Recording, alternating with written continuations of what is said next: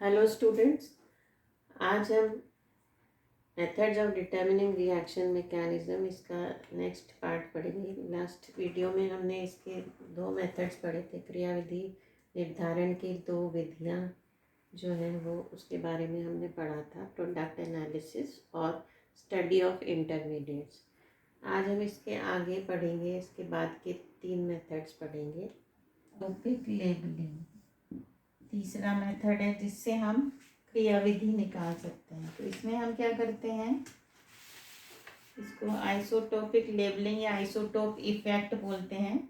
इसमें हम क्या करते हैं, अगर हमको पता करना है किसी क्रिया विधि में, किसी अभिक्रिया में जो अभिकारक है उसका कौन सा बंध टूट रहा है, ये हमको पता करना है। तो उसके लिए हम क्या करते हैं,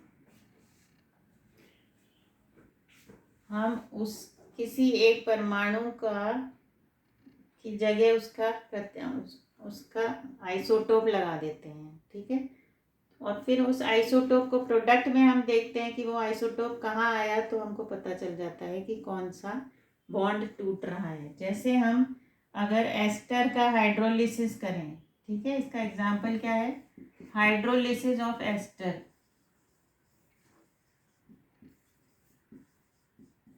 ठीक है, CH3CO,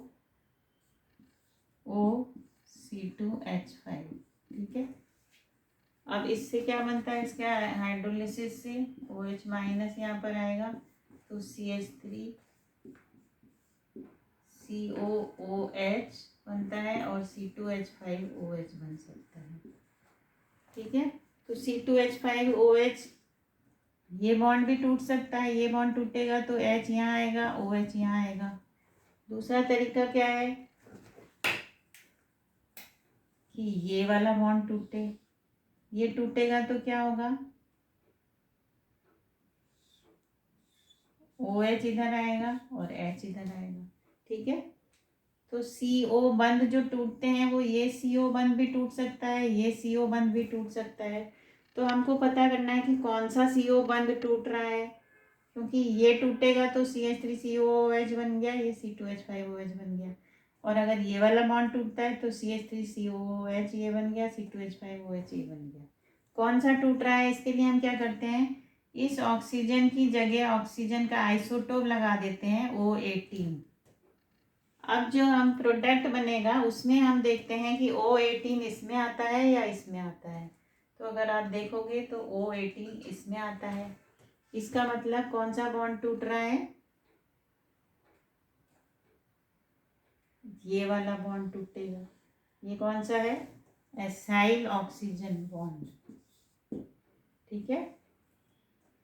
ये CO बंध नहीं टूटता, ये वाला CO बंध टूटता है, एसाइल ऑक्सीजन बंध, ठीक है। 8 CO समूह को हम बोलते हैं एसाइल, ठीक है। और असाइल और ऑक्सीजन के बीच वाला बंध टूट रहा है इसमें। तो ये हमको कैसे पता चला, आइसोटोप इफेक्ट से, आइसोटोपिक लेबलिंग से।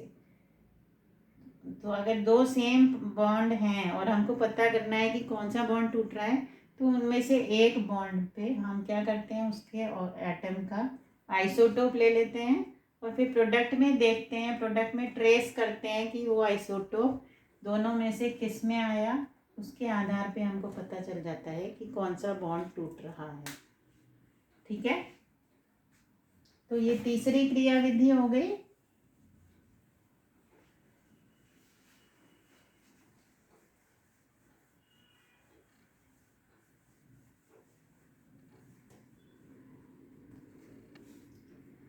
अब नेक्स्ट जो मेथड है, फोर्थ,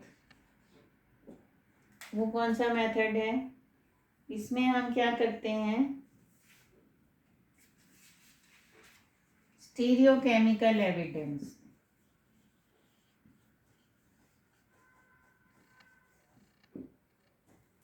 त्रिविम विन्यास वाला इसमें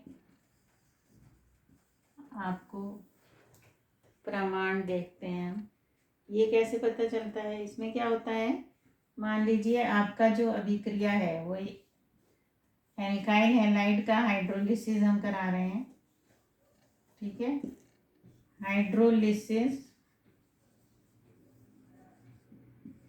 of alkyl halide, alkyl halide का जल अपघटन हम कराते हैं तो एल्काइल हैलाइड से एल्कोहल बनता है, ठीक है, RH प्लस H2O ROH बनता है, ठीक है। तो इसमें क्या हो रहा है, और ये अभिक्रिया जो है एल्काइल हैलाइड टर्शरी में अलग मैकेनिज्म होता है, प्राइमरी में अलग होता है। ये हमने पढ़ा था, दो तरह के मैकेनिज्म हो सकते हैं। न्यूक्लियोफिलिक सब्स्टिट्यूशन है ये, SN2 भी हो सकता है, SN1 भी हो सकता है। तो अगर SN1 है तो इसमें स्टीरियो केमिस्ट्री हमने पढ़ा था कि चेंज हो जाती है। कैसी होती है, रेसिमीकरण हो जाता है। और अगर SN2 है तो स्टीरियो केमिस्ट्री इन्वर्ट हो जाती है, इन्वर्जन प्रतीपन हो जाता है, ठीक है।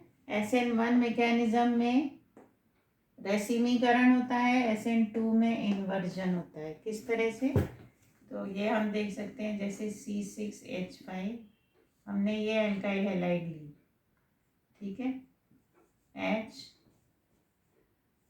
CH3 और Br, ठीक है। तो अगर SN1 अभिक्रिया है तो दो स्टेप में होती है। इसमें से पहले Br माइनस निकल जाता है, कार्बोनियम आयन बन जाता है C6H5 CH CH3 प्लस। अब कार्बोनियम आयन आप जानते हैं प्लेनर होता है, तो कार्बोनियम आयन पे क्या होगा,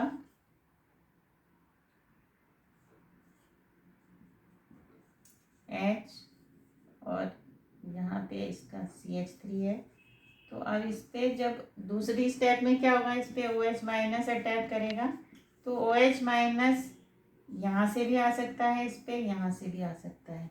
इसलिए इसमें रेसिमीकरण होता है और दो तरह के प्रोडक्ट बनते हैं, C6H5 CH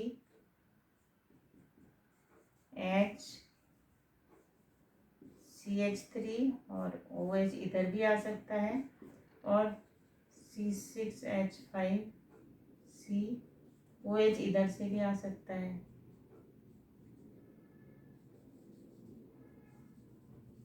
ठीक है। तो प्लस वाला भी बन सकता है, माइनस वाला भी बन सकता है, रेसिमिक मिश्रण बनता है। तो अगर आपके पास उत्पाद में रेसिमिक मिश्रण बन रहा है, इसका मतलब जो आपका एल्काइल हैलाइड है उसमें कौन सा मैकेनिज्म है, SN1 मैकेनिज्म है। और अगर प्रतीपन हो रहा है तो SN2 मैकेनिज्म है। तो प्रोडक्ट की स्टीरियो केमिस्ट्री, उत्पाद का विन्यास देख के, त्रिविम विन्यास देख के हम बता सकते हैं कि मैकेनिज्म कौन सा होगा, ठीक है।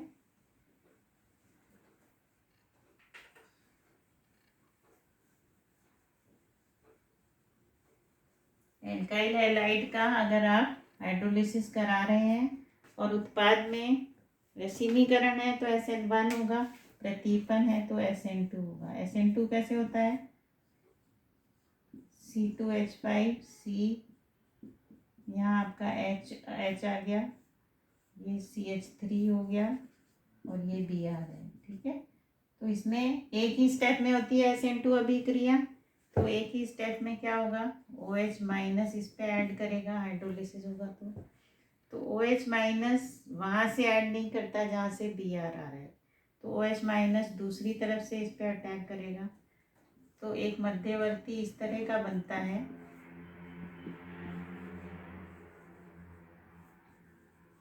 जिसमें Br का बॉन्ड टूट रहा है और OH के साथ बॉन्ड बन रहा है, ठीक है। ये एक ही स्टेप में होती है रिएक्शन, और इस तरह की इसमें संक्रमण अवस्था होती है। ये इंटरमीडिएट नहीं है, ये संक्रमण अवस्था है। तो एक ही स्टेप में रिएक्शन हो रहा है।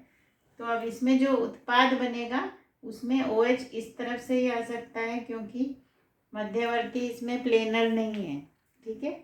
इसमें कोई मध्यवर्ती नहीं है, एक ही स्टेप में रिएक्शन हो रहा है, तो OH माइनस वहाँ से ऐड करेगा जहाँ Br के ऑपोजिट साइड से, जहाँ Br एक तरफ से Br निकलेगा और OH दूसरी तरफ से आएगा। तो इसमें अभिक्रिया बनती होती है, तो इस तरह का प्रोडक्ट बनता है,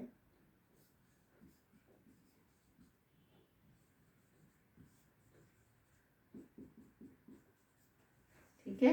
तो जिधर से Br निकल रहा है उसके ऑपोजिट साइड से OH बन रहा है, इसलिए इसमें क्या होगा, प्रतीपन, इन्वर्जन या प्रतिपल। तो त्रिविम विन्यास उल्टा हो जाता है, इसलिए इससे हमको पता चलता है कि ये SN2 मैकेनिज्म। ठीक है, तो इस तरह से त्रिविम विन्यास उत्पाद का देख के हम बता सकते हैं कि कौन सी अभिक्रिया होगी, कौन सा मैकेनिज्म होगा। ठीक है, अब जो लास्ट मेथड है वो हमारा है काइनेटिक एविडेंस। रिएक्शन की रेट को देख के हम बताते हैं कि किस तरह कौन सा मैकेनिज्म हो सकता है। ठीक है,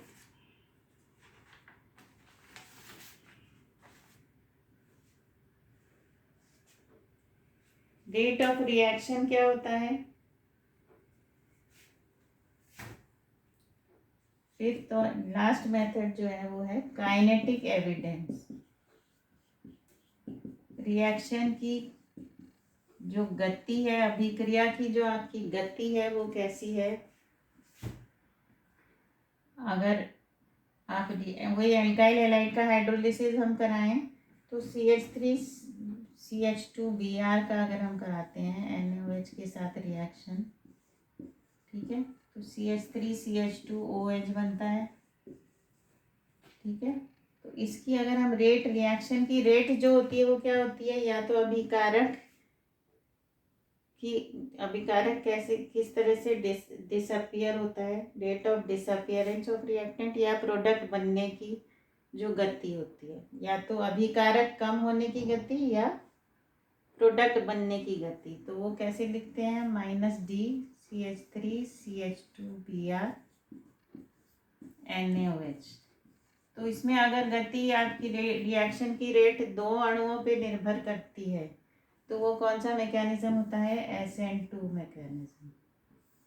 तो डिसअपियरेंस ऑफ रिएक्टेंट हम कैसे निकालेंगे, -D रिएक्टेंट का कॉन्सेंट्रेशन अपॉन DT, ये किसके बराबर होगा, सॉरी यहाँ पे खाली अभिक्रिया, हम एल्काइल हैलाइड की डिसअपियरेंस की रेट निकालेंगे तो ये कैसे आएगा,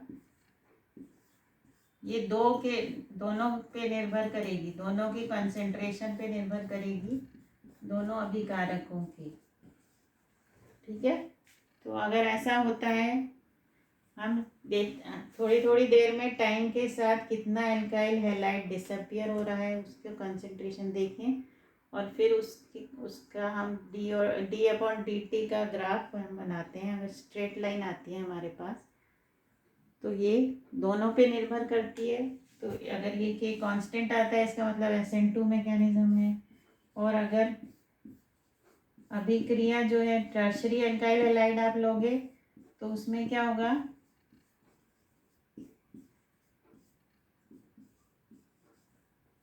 जो रिएक्शन की अभिक्रिया है वो एक पर ही निर्भर करेगी।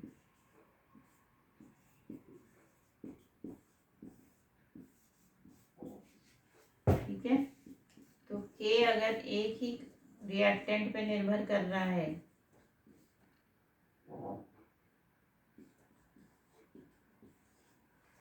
एक ही, क्योंकि जो स्लो स्टेप होती है SN1 में क्या होता है, धीमी गति वाली जो होती है, अभी 2 स्टेप्स में होता है SN1, तो धीमी गति वाले में एक ही रिएक्टेंट होता है, इसलिए रिएक्शन की रेट एक ही रिएक्टेंट पे निर्भर करती है।